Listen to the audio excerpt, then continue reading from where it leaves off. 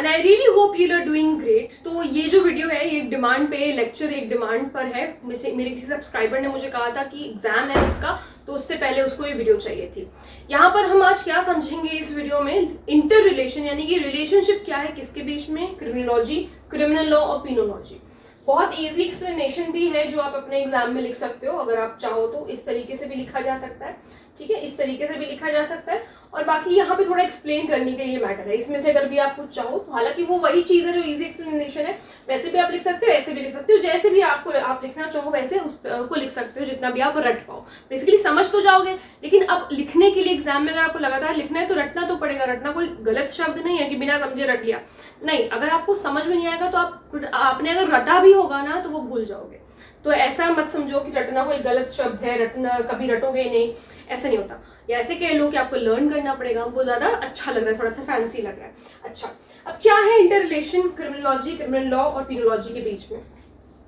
Criminology क्या है, अगर आप ये वीडियो देख रहे हो तो आई होप आपको पता होगा कि क्रिमिनोलॉजी आखिर में क्या है। स्टडी है क्राइम का और क्रिमिनल बिहेवियर का। क्राइम क्या है, क्राइम की स्टडी है, और क्रिमिनल बिहेवियर यानी कि जो क्रिमिनल है उसका बिहेवियर किस तरीके से, उसकी स्टडी हम करते हैं क्रिमिनोलॉजी में। Criminology is a scientific study of crime, its causes, क्यों क्राइम की उत्पत्ति क्यों हो रही है, रीजन क्या है, कॉन्सिक्वेंसेज उसका रिजल्ट क्या है, एंड प्रिवेंशन, और उसको हम प्रिवेंट कैसे कर सकते हैं। It examines the psychological, sociological and environmental factors जो कि इन्फ्लुएंस करते हैं क्रिमिनल बिहेवियर को। In India criminology plays a pivotal role in, किसमें, क्या समझने में, फॉर अंडरस्टैंडिंग क्राइम। क्रिमिनोलॉजी से हम समझ सकते हैं कि क्राइम हम किस तरीके से क्या कह रहे हैं। It analyses the root causes, जो रूट कॉजेज, जो जड़ है क्राइम का, आखिर क्राइम हो क्यों रहा है, हम क्रिमिनोलॉजी में यही तो पढ़ते हैं।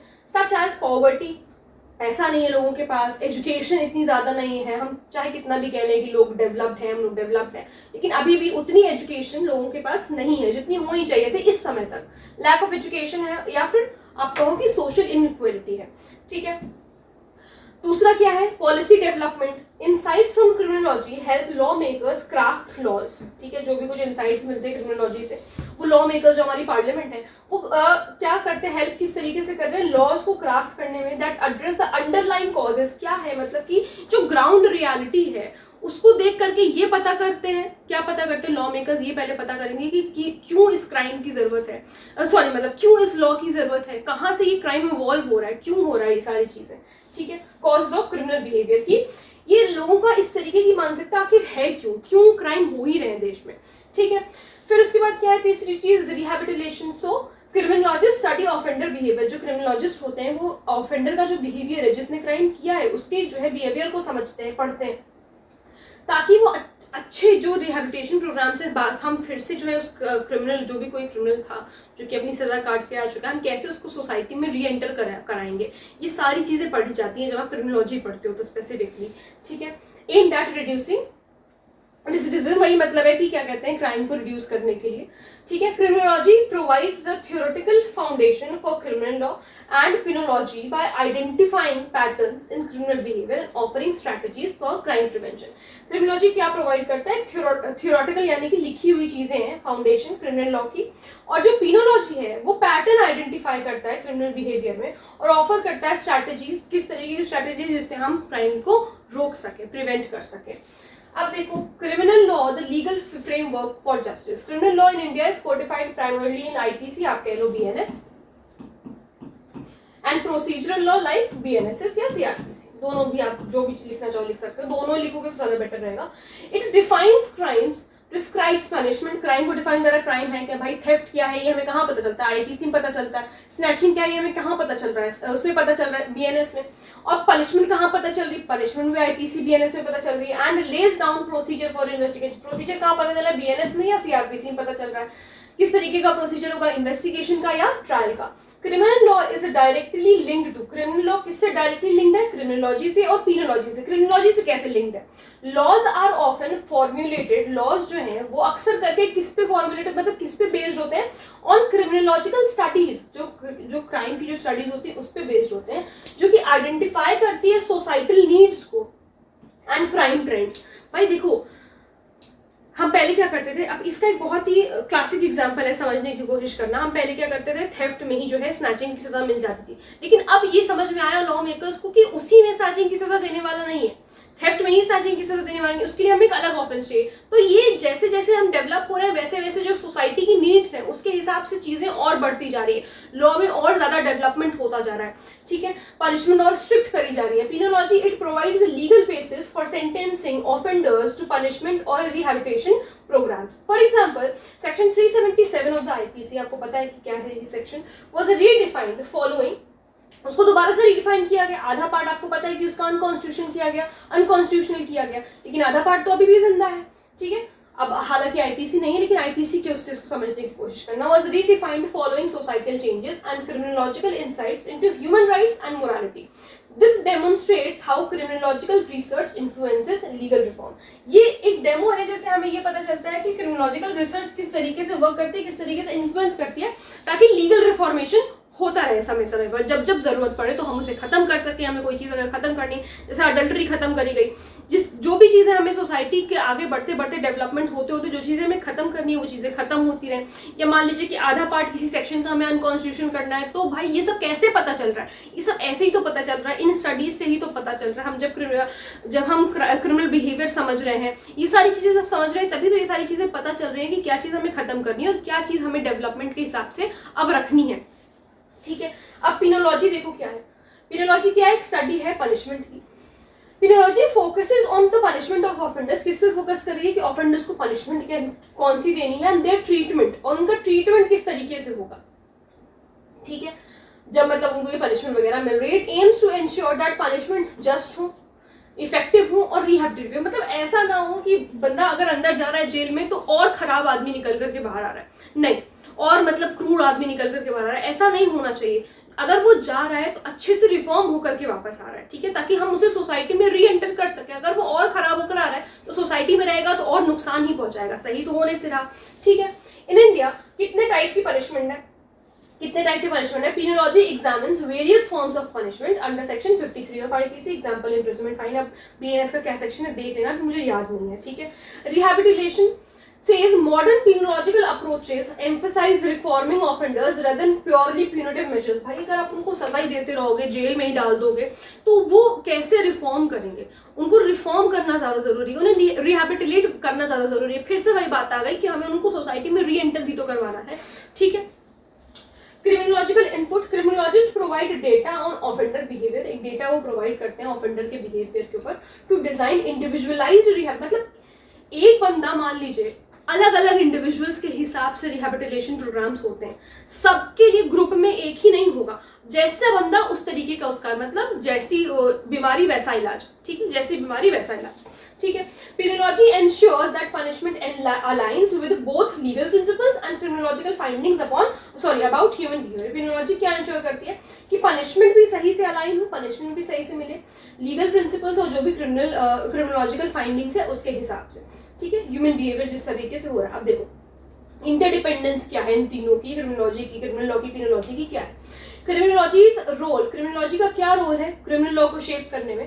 क्रिमिनोलॉजिकल studies provide empirical data on crime patterns, किस तरीके का क्राइम हो रहा है, क्या पैटर्न है क्राइम का, and influence the drafting of laws, और ड्राफ्टिंग ऑफ लॉज को भी वो इन्फ्लुएंस करना है कि लॉज किस तरीके से ड्राफ्ट होने चाहिए, क्या लिखा जाना चाहिए, हमें किस चीज की जरूरत है।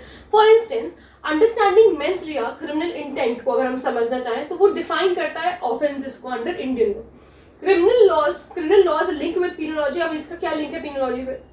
Criminal law determines the severity of punishment. Criminal law क्या डिटरमाइन करता है, कितना सीवियर होगा कोई punishment, based upon the nature of the offence. भाई अगर आप मुझसे ये पूछो मर्डर का पनिशमेंट ज्यादा ग्रेव है, ज्यादा सीवियर है, मोर सीवियर है, जो आपका थेफ्ट का पनिशमेंट है वो लेस सीवियर है, तो इसी तरीके से रेप का जो है पनिशमेंट ज्यादा सीवियर है, बाकी जो थोड़े से कम पेटी ऑफेंसेस उनका जो है लेस सीवियर है। तो इस तरीके से चलता है। वो नेचर ऑफ द ऑफेंस पे कितना आपने कितनी क्रूरता से कोई ऑफेंस कमिट किया है उस पर डिपेंड करता है कि पनिशमेंट किस तरीके की मिलेगी।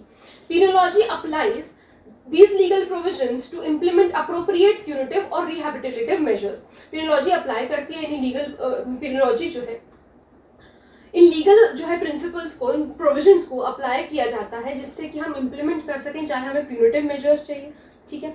और चाहे तो मतलब अगर हमें सॉलिटरी कन्फाइनमेंट में रखना है, पीरियोडिक मेजर्स का मतलब सॉलिटरी कन्फाइनमेंट में रखना है, हमें एकांत कारावास में रखना है, या हमें रिहेबिलिटेट कराना है, डिपेंड किस पे करेगा, नेचर ऑफ द ऑफेंस पे, ठीक है। और नेचर ऑफ द ऑफेंस कहाँ से निकल के आ रहा है, क्रिमिनल लॉ से निकल के आ रहा है। तो इसके तो समझ में आ गया कि क्या डिपेंडेंस है। इंटीग्रेशन फॉर जस्टिस डिलीवरी कह रहा है क्रिमिनोलॉजी आइडेंटिफाइज कॉजेस, क्रिमिनोलॉजी क्या आइडेंटिफाई कर रही है, जड़ क्या है, कॉज क्या है, हो क्यों रहा है आखिर ये crime. Criminal law establishes rule, criminal law rules बना देता है, ठीक है। क्रिमिनल लॉ में पता चलता है भाई, आईपीसी में पता चल रहा है ना कि किसको कितनी सजा देनी है, थेफ्ट के लिए कितनी सजा है, स्नैचिंग के लिए कितनी सजा है, रेप के लिए कितनी सजा है, रॉबरी के लिए कितनी सजा है। पिनोलॉजी एंश्योर्स जस्टिस, और पिनोलॉजी क्या कर रहे हैं, जस्टिस एंश्योर कर रहे हैं थ्रू पनिशमेंट, चाहे पनिशमेंट देके, चाहे जेल में डाल दो, काल कोठरी में डाल दो, या उसको रिफॉर्म करवा करके, ठीक है। टुगेदर दे कॉन्ट्रीब्यूट, ये क्या है, एक बैलेंस्ड जस्टिस सिस्टम बना दिया इन्होंने, तीनों ने मिलकर के एक बैलेंस जस्टिस सिस्टम बना दिया। क्या पढ़ा हमने क्रिमिनोलॉजी में, हमें पता चल रहा है कि क्या कॉजेज हैं, क्यों ये क्राइम हो रहा है, ठीक है। पिनोलॉजी हमें क्या बता रही है, पिनोलॉजी हमें वो पनिशमेंट बता रही है कि किस तरीके से हम पनिशमेंट करवाएंगे। भाई जैसा मैंने आपको बताया, जैसी दवा वैसा इलाज। अगर आपने कुछ ऐसा एकदम घातक अपराध कर दिया है, मर्डर वगैरह कर दिया है, तो उसके लिए तो आपको पनिशमेंट चाहिए होगी, ठीक है। So together they contribute to a balanced justice system that protects victim right, यहाँ पर victim की भी right को protect किया जा रहा है, और while rehabilitating offenders, और यहाँ पर offenders को भी rehabilitate किया जा रहा है। Conclusion देखो, the interrelation between criminology, criminal law and penology is essential for an effective criminal justice, बहुत ज़्यादा जरूरी है, ठीक है, तीनों का interrelation। Criminology provides insights into crime causation, क्यों क्राइम हो रहा है, क्या रीजन है। क्रिमिनल लॉ कोडिफाई करता है इनसाइट्स को इनटू एनफोर्सेबल, जिन लॉज को एनफोर्स करवाया जाता है।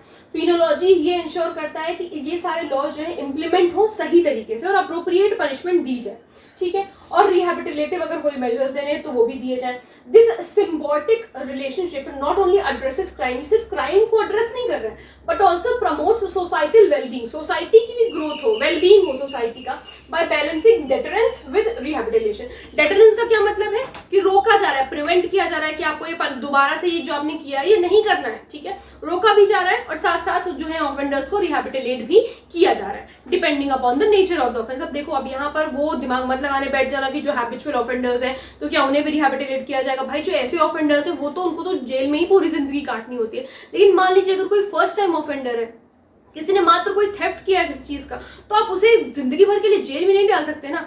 इसके लिए क्या है, इसके लिए पिनोलॉजी है, इसके लिए हमें ये समझ में आ रहा है कि किस तरीके के स्टैट्यूट्स हमें मिले, आईपीसी हो गया, बीएनएस हो गया, जिसमें समझ में आ रहा है कि 3 साल 2 साल में बंदा निकल करके बाहर आ जाएगा, ठीक है। और उसके दिमाग में ये चीज डर होगी कि अगर उसने दोबारा इस तरीके की कोई हरकत करी तो उसे फिर से जो है जेल में डाला जा सकता है, ठीक है। इससे क्या हो रहा है, इससे डेटरेंस भी हो रहा है, दोबारा से वो बंदा को काम नहीं करेगा। अब ये इजी एक्सप्लेनेशन है एग्जाम के लिए, जो मैंने आपको ऊपर पढ़ाया वही है नीचे, चाहो तो ऊपर से लिख सकते हो याद करके, चाहो तो ये वाला लिख सकते हो, जैसे भी आपको समझ में आए वो चीज लिख सकते हो। पूरा वही है सेम जो हम ऊपर देख रहे थे, ठीक है। अब ये जो है मैं आप लोगों को मेरे टेलीग्राम चैनल पे इसको मैं फॉरवर्ड कर दूंगी, सौम्या सिंह के नाम से टेलीग्राम चैनल है, वहां से जाकर के आप PDF कलेक्ट कर लोगे, तो आप इसको चाहे प्रिंट आउट करवा लो और चाहे ऐसे ही अपना याद करते रहो, जिसका भी एग्जाम है, जिसके भी एग्जाम में ये सारी चीजें पूछी जा रही हैं। अगर कोई ये टेलीग्राम चैनल है, इसको मतलब आपको करना है, सब्सक्राइब करना है करो, नहीं करना मत करो, बट ये PDF वहां से जाकर के उठा लेना, ठीक है, क्योंकि और कहीं तो मिलेगी नहीं, वहां पे आपको मिल जाएगी। अगर कोई प्रॉब्लम है, कोई ऐसी चीज है जो नहीं समझ में आई है, तो आप लोग मुझसे कमेंट सेक्शन में पूछ सकते हैं। मिलते हैं नेक्स्ट वीडियो में, थैंक यू सो मच।